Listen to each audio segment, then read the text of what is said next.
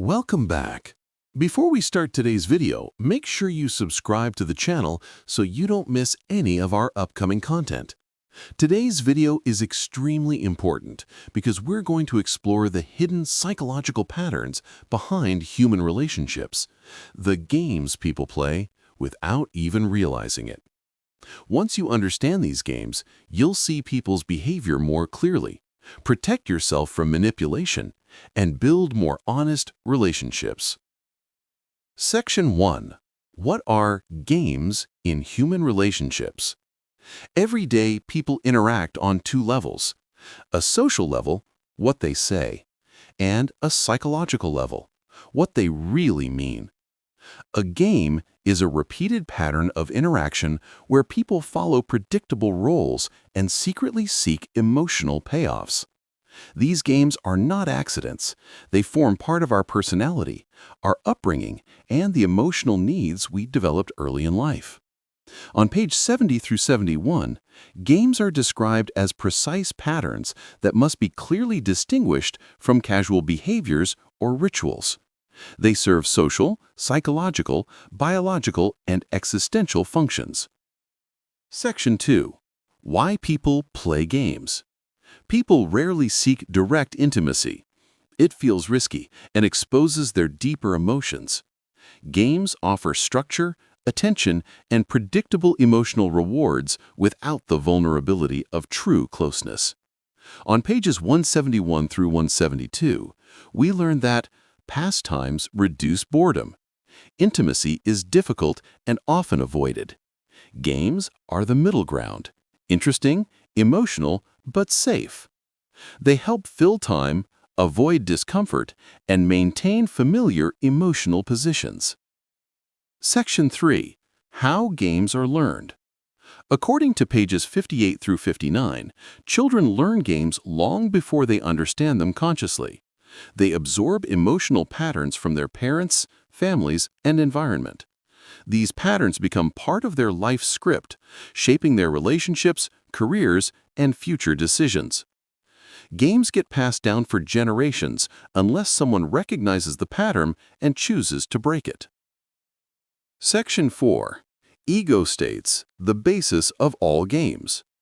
Every interaction comes from one of three ego states: parent, taught rules, beliefs, judgments; adult, rational, present, logical; child, emotions, fears, impulses, creativity.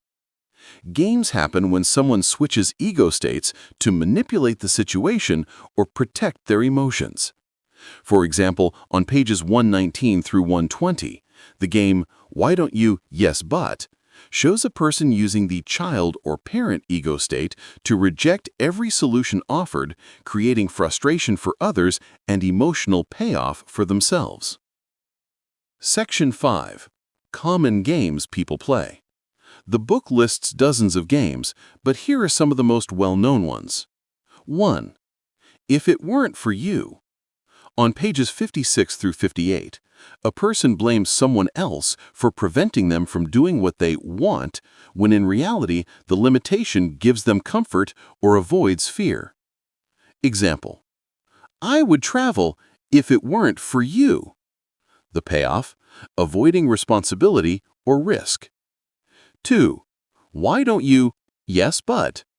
On pages 118 through 120, this is one of the most common social games. A person presents a problem, rejects every suggestion, and ends with a silent victory as others give up. The payoff: feeling superior and proving others are inadequate. 3. Ain't it awful? A group gathers to complain about life, society, or people. The payoff: bonding through shared negativity and avoiding personal responsibility. 4. See what you made me do? A person blames someone else for their own mistake or emotional reaction. The payoff: avoiding guilt. 5. Now I've got you, you son of a... A person waits for someone to make a small mistake so they can explode, punish, or criticize. The payoff: releasing anger and claiming moral superiority. Section 6. Why these games matter. On pages 168 through 172, the book explains the large-scale impact of games. They shape family culture, they influence career choices, they determine social circles, they affect emotional development, and they can pass through generations. Understanding them allows you to break harmful patterns and create healthier, more genuine relationships. Section 7. How to stop playing games. You can break harmful games by staying in your adult ego state, refusing to take the bait, recognizing emotional triggers, encouraging direct and honest communication, asking clear questions instead of reacting emotionally. The goal is not to win the game, it's to avoid playing it. Section 8. What real connection looks like. On pages 180 through 181, the book explains that true intimacy is spontaneous, honest, and free of hidden agendas. It comes from authenticity, not manipulation, not emotional traps, not games. When you stop playing games, you open the door to real connection. Conclusion. Games shape our daily interactions far more than we think. But once you learn to recognize them, you can protect yourself, break destructive patterns, and build healthier, more genuine relationships.